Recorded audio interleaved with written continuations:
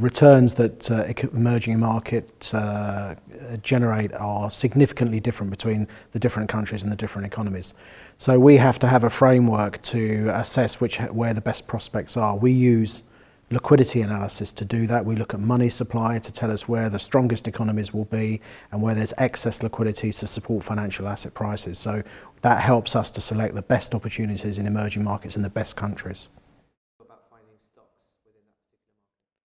We use what's called EVA, economic value added. It's a framework that we judge every stock in our portfolios by.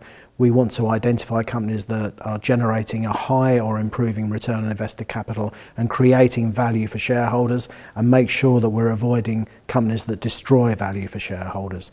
So this is vital when you're trying to put your clients' money in the way of good news. You want companies that are generating earnings upgrades, and the best framework to achieve that and identify those companies is we found EVA, economic value added.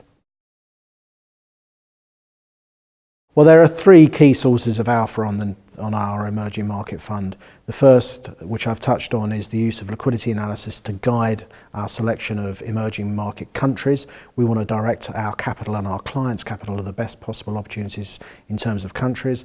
We also want to buy the best companies in those countries, so we use economic value added to identify companies that are creating value for shareholders. But I think the last important factor here is the use of analysis using behavioural finance. We focus in on the way our managers behave, making sure that they're not shifting their expectations and making sure they're implementing our process efficiently, and making sure that we're not making any unforced errors in our implementation of the process.